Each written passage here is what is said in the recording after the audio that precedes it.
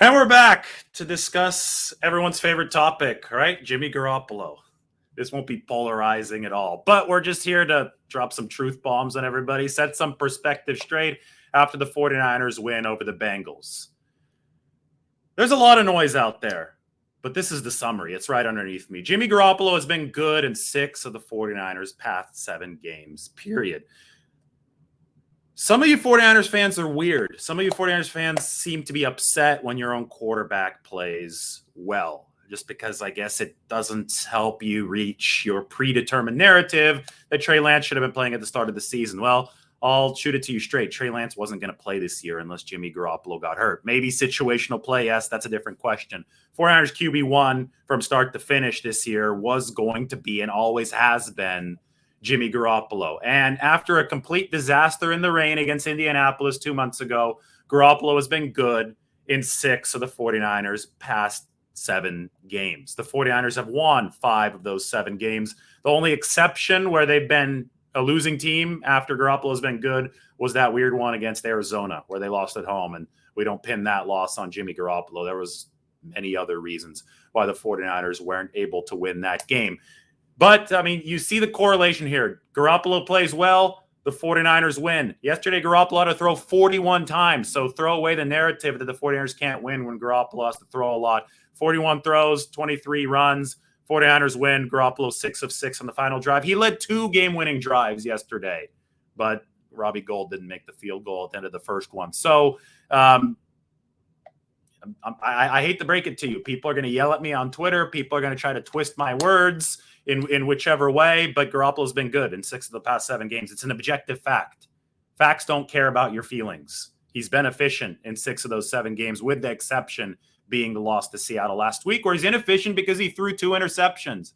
With Jimmy Garoppolo, it's about avoiding the picks, right? It's about making sure that his positive contributions outweigh the negative efficiency ones. And yesterday he made sure to do that. Now, he did get away with an interception on that potential game-winning drive that didn't end up being a game-winning drive. Threw one to the safety, and Robbie Gould then missed the field goal after the safety dropped the pick. But 41 throws, there's probably going to be one pick-worthy throw in there, no matter who the quarterback is. This is the NFL. Quarterbacks throw interceptions. The guy on the other side that people who don't like Garoppolo love to praise, they always love to praise the opposing quarterback that the 49ers play, Joe Burrow. He leads the league in picks, and he got away with 2 yesterday. So at the end of the day, Garoppolo took care of the football yesterday well, over 41 throws behind porous pass protection. This 49ers team doesn't have good pass protection, especially after Mike McGlinchey got hurt. And Garoppolo's doing a good job of managing risk. Sacks aren't the worst outcome in the world.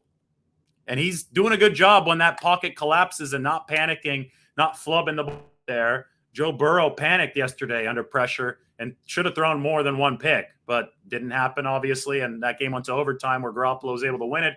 And the reason the 49ers were in good position later is because he was not afraid to take some of those sacks, which weren't the worst thing in the world. Risk management. It's fine, and it set the 49ers up in position to win. The main thing, though, yesterday is, the narrative-busting performance, because people like to sound smart about outside the numbers. He can't throw deep. He, doesn't have arm talent, all this and all that. Watch the game. Learn the schematics. Garoppolo made all the throws some people swear he can't make yesterday.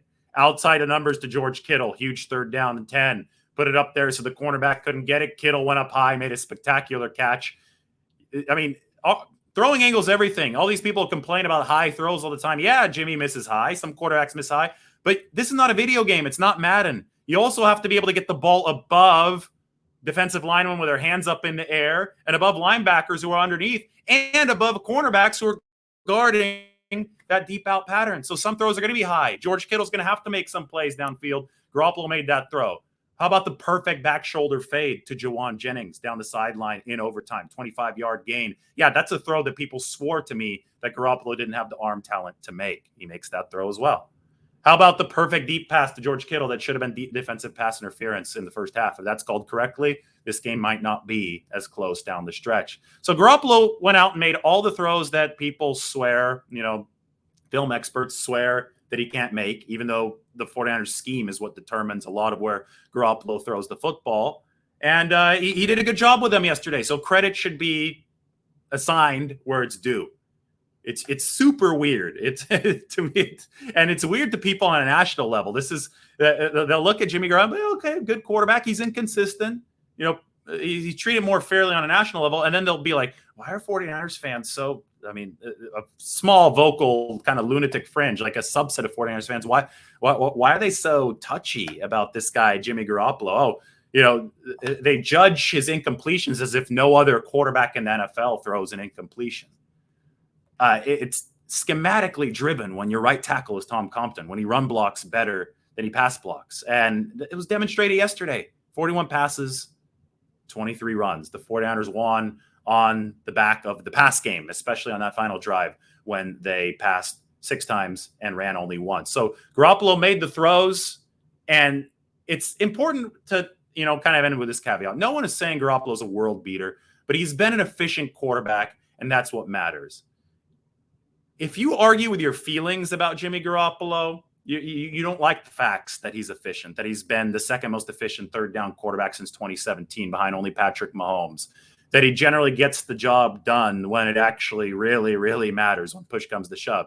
You could say he's been inconsistent, yes, but there's inconsistency all around the league with these quarterbacks. And, you know, to me, top 5, top 10 quarterback, that doesn't even matter. Those are just stupid ranking stats. What matters to me is a quarterback efficient on the aggregate in a way that I could quantify, you know, without bias. Does he help his team win at the junctures that actually matter? Because that's what winning football is all about. And Garoppolo has demonstrably been able to do that. He relies on the run game as much as the run game relies on him. And yesterday, the 49ers relied on him more than on the run game, right? They need efficient passing to run at volume. They couldn't run at volume yesterday because of a multitude of reasons. The running back personnel situation, Cincinnati's great run defense. Very good. They're a good run defense, so let's not say great. And they needed Garoppolo to pass their way to win, and he did that.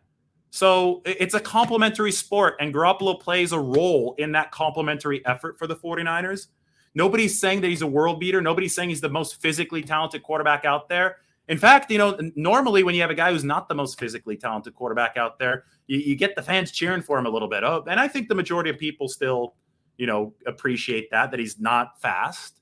He has physical limitations as far as scrambling and mobility goes, but he's executing the system. And when he doesn't execute the system, like the game in Seattle, let's not pretend that it's like that every single game.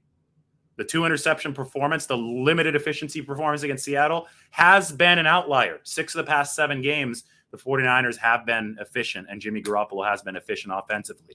Why is this important? Well, because if it continues, the 49ers are legitimate contenders. They're only going to go as far as their quarterback takes them this year. They don't have an overpowering defense. And their quarterback has to be good for them to rush at volume. When the 49ers run for 200 yards, they don't do that unless their quarterback is efficient on key junctures. They don't run 40 times unless Garoppolo is converting third downs. So, again, nobody's saying he's a world beater, but he's been efficient. He's been money in spots that matter this season. Yes, he's flubbed too. He's also had situations where he hasn't delivered, just like almost every other quarterback in the league. So you have to measure this on the aggregate. And, you know, right now Trey Lance is developing on the bench, and Garoppolo is doing what the 49ers hoped he would in this 2021 season. He's leading them to a winning record, despite the fact that this roster obviously has its deficiencies and limitations elsewhere. One parting stat, final drive, 6 different completions, 4 different receivers for Jimmy Garoppolo. He spread the football around. If the 49ers can keep on doing that, this is a sustainable formula. He can't be afraid to take those sacks. They aren't the worst outcome in the world. Stay away from the interceptions. Keep the positive efficiency flowing. If you're Jimmy Garoppolo against Atlanta this weekend, and the 49ers will be more than happy. They'll cross the bridge of who's the quarterback next year when they get to it.